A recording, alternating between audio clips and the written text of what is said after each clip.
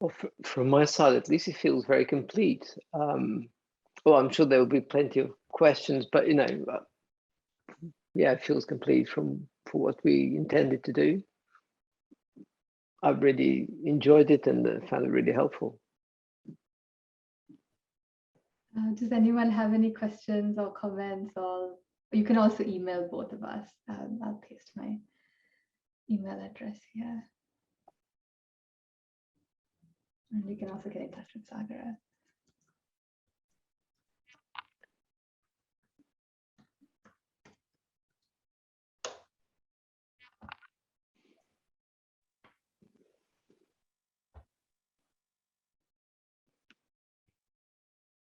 Great. Okay. Wonderful.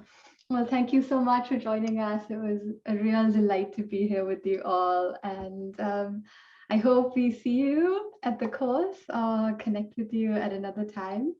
We're also on Instagram at the Lab for Listening. So you can find us there and you can follow us. I'll paste a link to that too. And there are some great podcasts, at least a couple of very nice podcasts. I really enjoyed listening to that. Yes, we have another role play that you can hear. Let me send a link to that as well.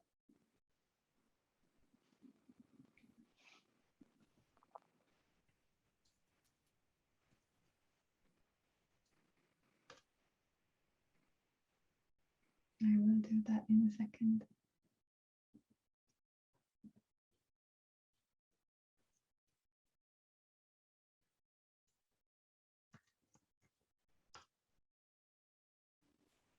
I guess I did have a question for you, Nethra. Yes, of course. So you were saying, like, in your relationships, you had you really worked hard for at least 5 of those relationships for years, and then finally, got to a place of being like, okay, we're in connection now. But did you ever? I think if it were me, and I'm wondering if it was similar for you, I think if it were me and I were in the middle going through that, I would constantly wonder if it was worth the effort. And I was just curious what your thoughts were on that. I have absolutely wondered if it was worth the effort. And with some people, it's family. They're like, you only have, one sibling or one parent, right? So that relationship is not replicable very easily.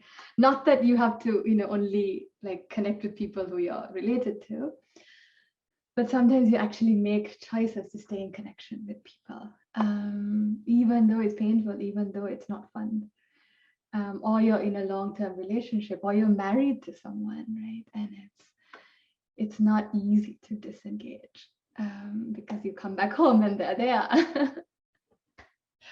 And so, or you have a child who you're responsible for, right? And you can't cut that off easily. So many of those, the ones that I was referring to were with people who I was very close to and had a long relationship with. And one of the things that really helped me, and this is going to sound very strange coming from an instructor who's teaching listening skills, I actually let go of my need to be heard by that person. And what I did was I surrounded myself with people who did hear me. And so when I was really vulnerable, when I was in distress, I would go to the people who would hear me first. And I would give myself a deep experience of getting the thing that I most wanted. And once I was at a more stable place, then I would take that situation and describe it. And I would also try and ask myself, the person I'm thinking of is a family member who is very much like Yuri's character. He's a person who likes to fix. He does not like being in the unknown, in discomfort, does not like talking about emotions.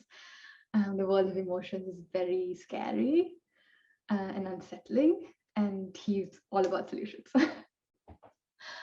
And I asked myself, what would connection feel like for him? And he's a problem solver, and he loves to do projects. And so I started to do different projects with him that he was really excited about.